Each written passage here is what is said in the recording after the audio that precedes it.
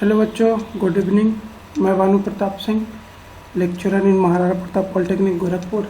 आज आपको refrigeration and air conditioning का नवा यूनिट, जो latest development in refrigeration and air conditioning है, उसका दूसरा पार्ट पढ़ाऊंगा। बच्चों, पिछला वीडियोस किसी कारणवश एक्चुअली क्या होता है, इसमें एस्केप बटन प्रेस हो जाती है मुझसे, तो वीडियो यहीं पे स्टॉप हो जाता है। चलिए, कोई इशू नहीं है। मैं यही समझा रहा था, वो ख़त्म ही था इन्वर्टर टेक्नोलॉजी कि 3D DC इन्वर्टर टेक्नोलॉजी क्या है कि इंडोर DC फैन मोटर होता है, आउटडोर DC फैन मोटर होता है, कंप्रेसर DC मोटर होता है ना। तो बेसिकली इन सब को ही कह रहा है कि मैं आपको दिखा दूँ। It means that indoor Motors, outdoor Motors and compressor adopt DC types होती है इन्वर्टर टेक्नोलॉजी में, ठीक है ना, क्योंकि वो कन्वर्ट कर रहा है। It is characterized by lower noise, better comfort and higher energy efficiency। ठीक है बच्चों, चलिए आप एक दो पैरामीटर्स और हैं इसमें, आप देख लीजिए, फिर मैं आपको इसके आगे बढ़ता हूँ। तो वही कह रहा है कि जो आप देख सकते हैं, ये एफिशिएंसी वाई एक्सिस में, एक्स एक्सिस में मोटर की स्पीड है। अगर मोटर की स्पीड दोनों के लिए कांस्टेंट रखें, AC और DC मोटर के लिए, तो ये DC मोटर का ग्राफ है, ये AC मोटर का ग्राफ है। DC मोटर का graph inverter technology based AC के लिए है। तो देख सकते हैं आप कि सेम RPM के लिए ये जो इफिशिएंसी है DC मोटर की, वो मैक्सिमम है, मतलब 42 अप्रॉक्स 78 के आसपास, 80 के आसपास है। लेकिन वही AC मोटर की है, तो पहले तो इसका इनिशियल ज़्यादा ही है, देख सकते हैं 450 के आसपास स्टार्टिंग है, और इसका जो मैक्सिमम इफिशिएंसी है वो सेम स्पीड के लिए कितनी है बच्चों, तो मैक्सिमम 45 अप्रॉक्स है। ठीक है, तो compare to AC motors, the efficiency of DC motors can be improved to as high as 40%। 40% इससे ज़्यादा ही रहती है। ठीक है बच्चों, चलिए 40% बढ़ जाती है मोटर की स्पीड, है ना, एफिशिएंसी बढ़ जाती है। तो जो DC twin rotary inverter compressor होता है, उसी को इस्तेमाल करते हैं। किस लिए? तो जो DC ट्विन रोटरी इन्वर्टर है, उसी को इस्तेमाल करते हैं, हाई स्पीड के लिए बैलेंस्ड होता है ना, जो इसकी रोटेशन होती है। ये आप देख सकते हैं graph, sorry just a moment.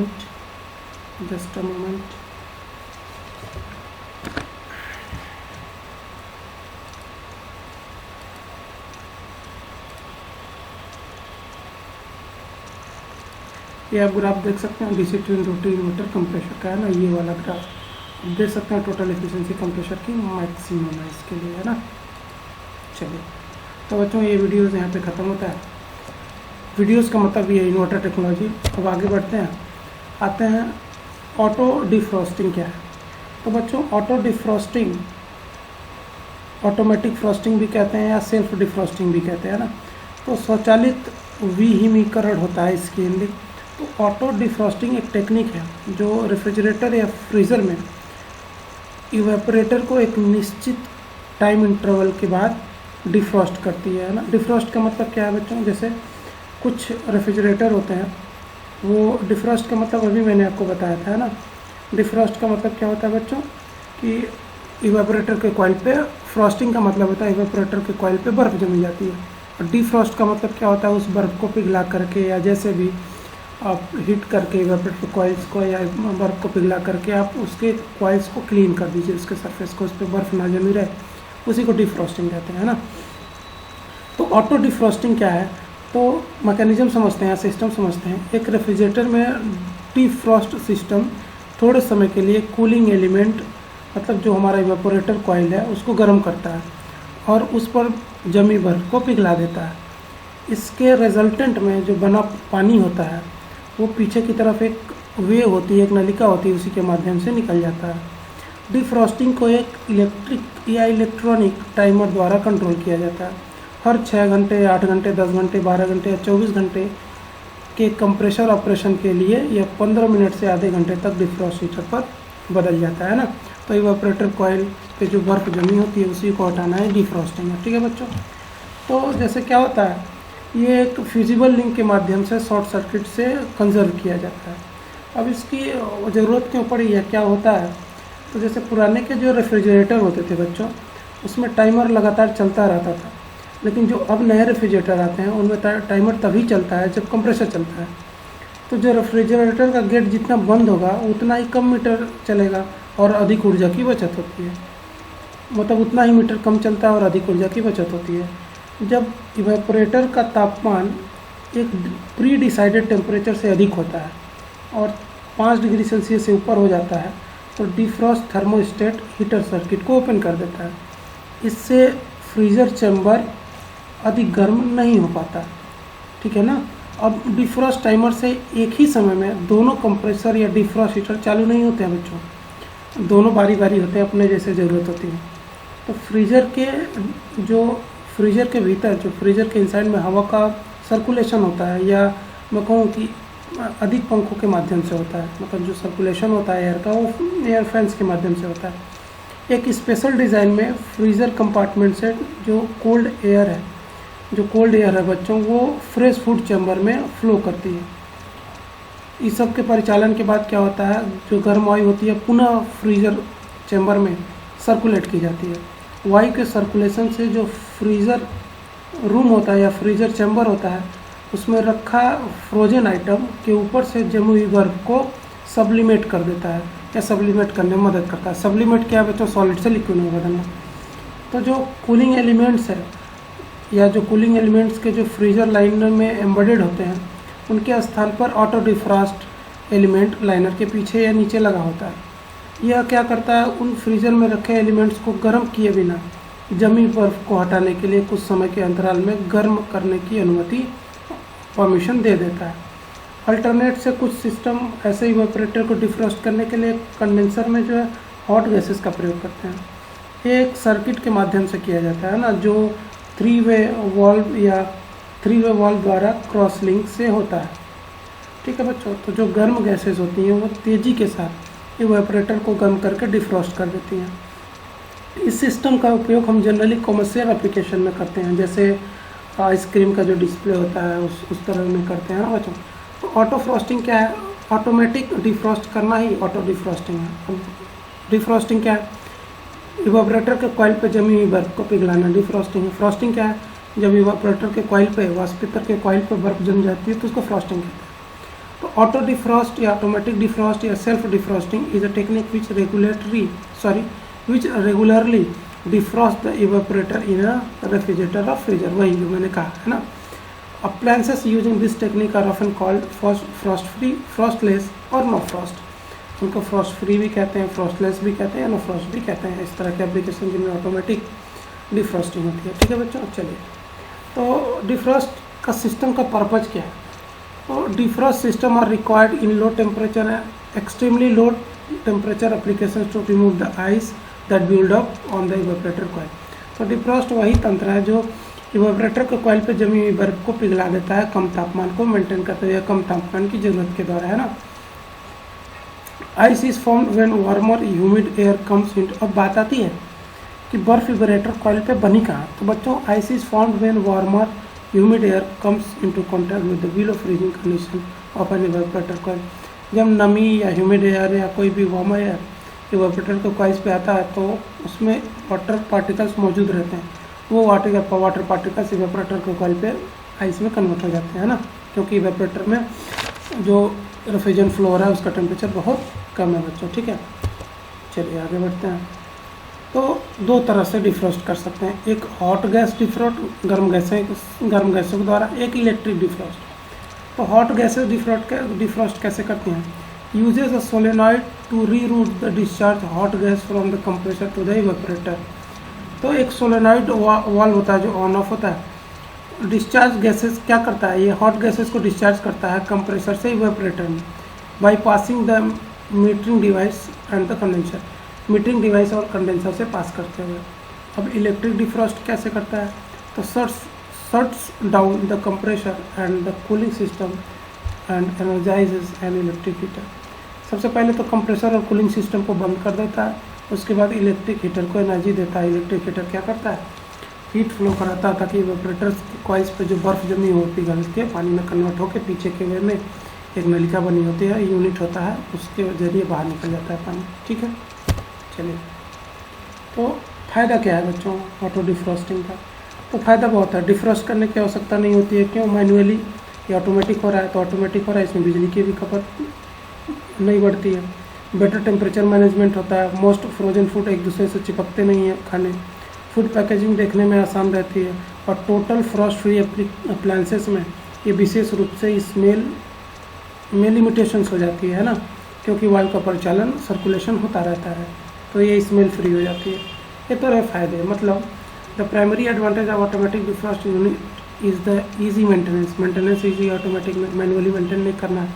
Refrigerator खोलिए, फ्रिज बंद करिए, सारी यूनिट्स बाहर निकालिए, फ्रिज का दरवाज़ा खोलिए, जो इवर्टर कॉइल्स पे बर्फ़ होगी वो पिघल जाएगी। ये मैनुअल तरीका है, हमें करना नहीं है।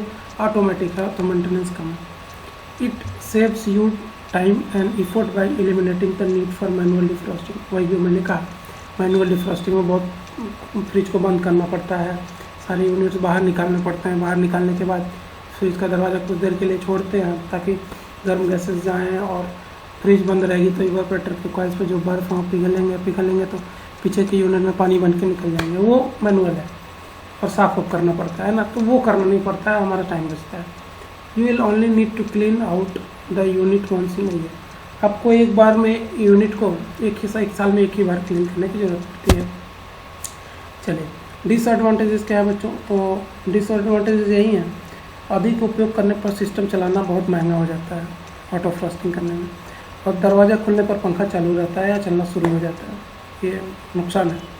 जो हीट एलिमेंट होता है या ताप अवयव की अधिकता को कम करने के लिए थर्मल कटआउट लगा होता है, थर्मल कटआउट की ज़रूरत पड़ जाती है, ये भी डिसएडवांटेजेस है। और भी बहुत सारे हैं, जैसे मैकेनिकल कॉम्प्लेक्सिटी यानी यांत्रिक जटिलता बढ़ जाती है। डिफ्रॉस्ट साइकिल के दौरान हमें बहुत सारे फ्रिज में रखे हवाओं की संख्या कम करनी पड़ती है, या फ्रिज में रखे पदार्थों आंशिक फूड या आंशिक पार्शियल डिफ्रॉस्टिंग और पुनः फ्रीजिंग करने से जो फ्रीजर होता है बंद करने की स्थिति आ जाती है। बहुत सारी है ना, डिफ्रॉस्ट टाइमर साइकिल में हमें देना पड़ता है, बहुत सारे नुकसान होते हैं। तो बेसिकली डिसएडवांटेजेस की बात करूँ तो auto defrost freezers can partially dehydrate improperly wrapped food leading to freezer burn. वही जो मैंने कहा है ना, अभी क्या कहा मैंने कि यांत्रिक जटिलता बढ़ जाती है, जिससे हवाओं के विफल होने की संभावना भी बढ़ जाती है बच्चों, ठीक है। एक चीज़ और कि in addition automatic defrost models are the less energy efficient. तो जब इनमें डिफ्रॉस्टिंग बार बार आप करेंगे ऑटोमेटिक तो इनकी एनर्जी इफिशिएंसी बहुत ही घट जाती है, मतलब लेस एनर्जी इफिशिएंट हो जाते हैं। Using an estimated 40% more electricity than manual defrost freezer. तो ये 40% मैनुअल डिफ्रॉस्ट फ्रीजर की तुलना में ज़्यादा एनर्जी कंज्यूम करते हैं ना, तो नुकसान है इसमें। चलिए, ऑटो डिफ्रॉस्ट, ये मैनुअल ऑटो डिफ्रॉस्ट मैं दिखा देता हूँ आपको, देख लीजिए, समझ में आ जाएगा, परेशान मत होइएगा, ठीक है। फ्रिज के अंदर का सारा कंपोनेंट निकालते हैं, डोर बाय डोर सारी चीज़ें निकालते हैं, डोर को ओपन करते हैं, कुछ देर के लिए छोड़ देते हैं, फिर क्लीन करते हैं, है ना, बहुत सारे प्रोसेस देख लीजिए आप कैसे कर रहा है मैनुअली।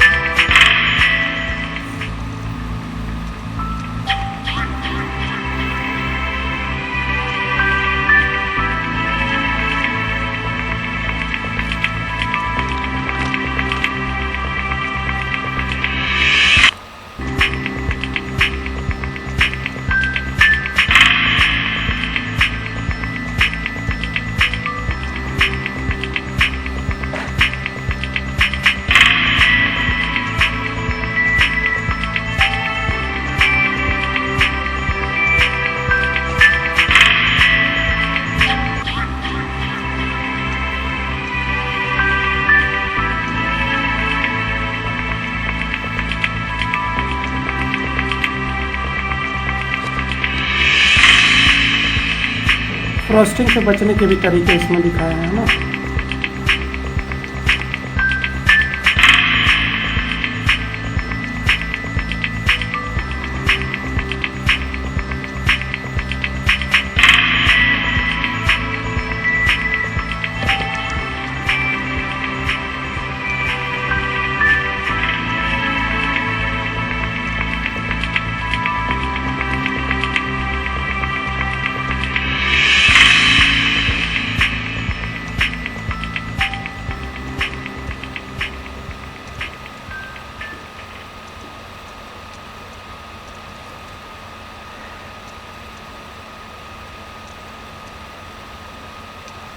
चलिए बच्चों, तो हम आगे बढ़ते हैं।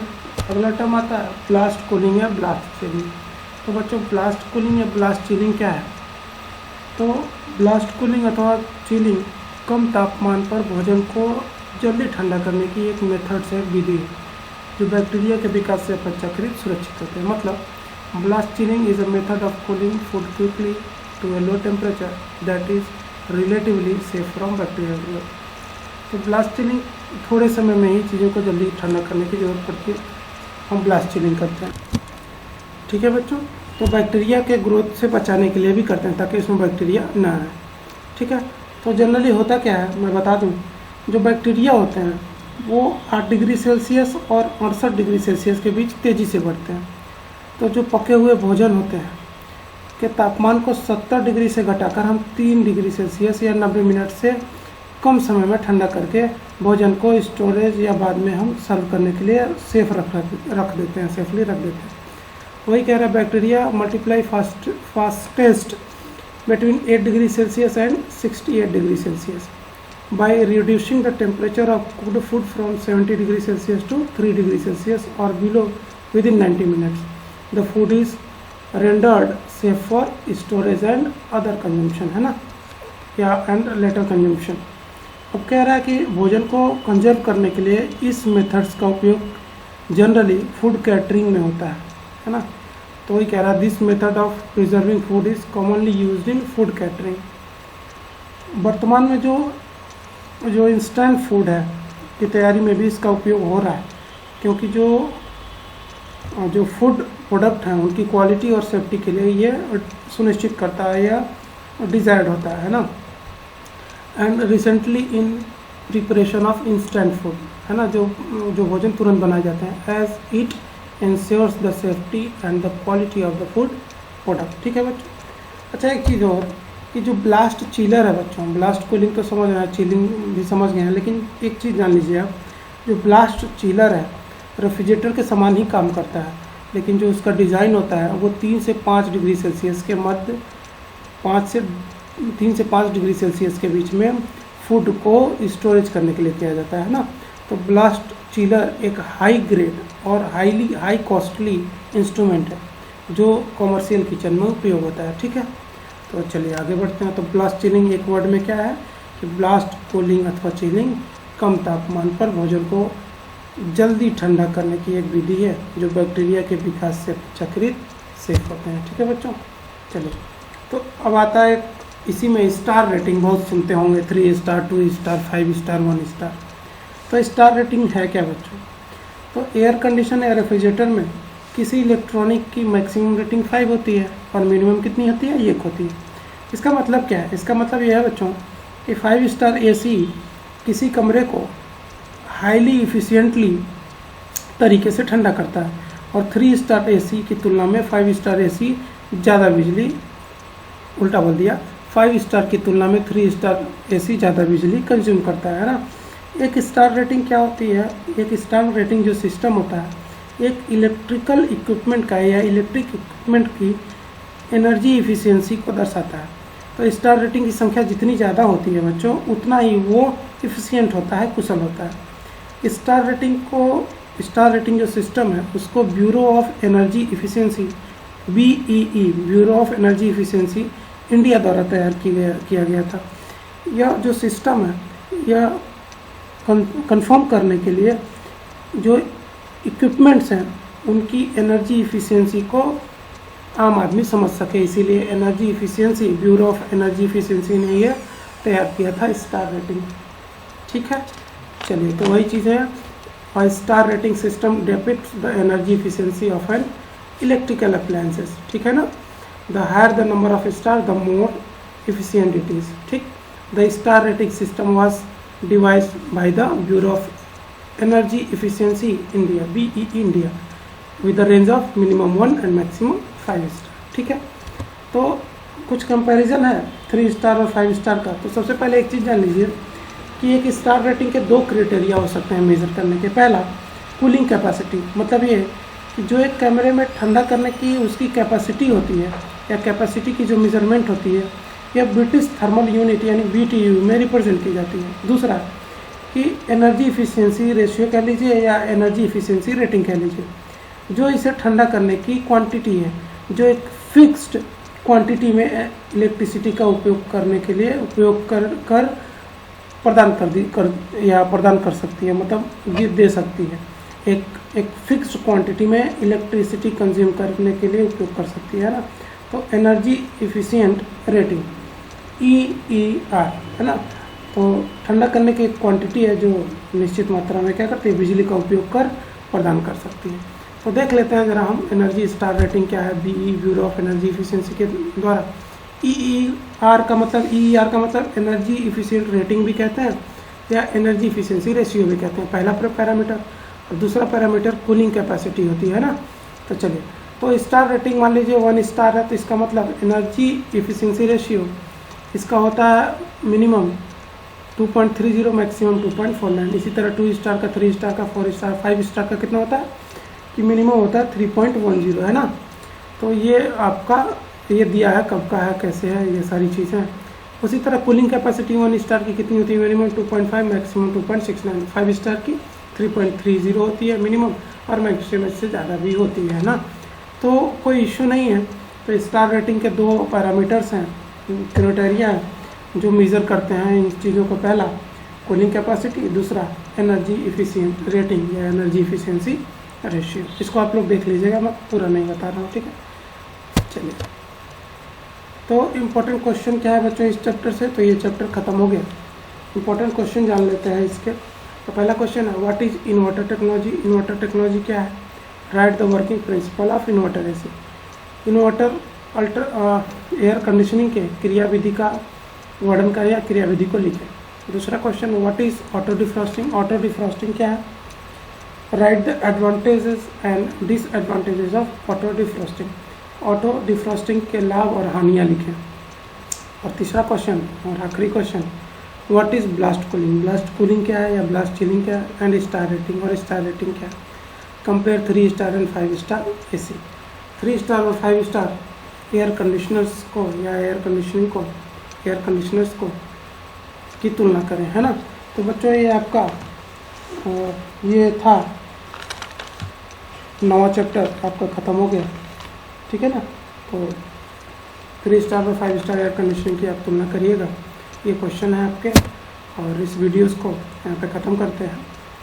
और इसके बाद मैंने लेटेस्ट डेवलपमेंट पढ़ा दिया, छोटा सा चैप्टर था तो पढ़ा दिया। इसके बाद मैं पढ़ाऊँगा आपका साइक्रोमेट्री और अप्लाइड साइकोमेट्री, ठीक है ना। साइक्रोमेट्री और अप्लाइड साइक्रोमेट्री हम पढ़ेंगे, 2 चैप्टर आपका बचा हुआ है। चलिए बच्चों, खुश रहिए, मस्त रहिए और पढ़ते रहिए, ठीक है। बाय।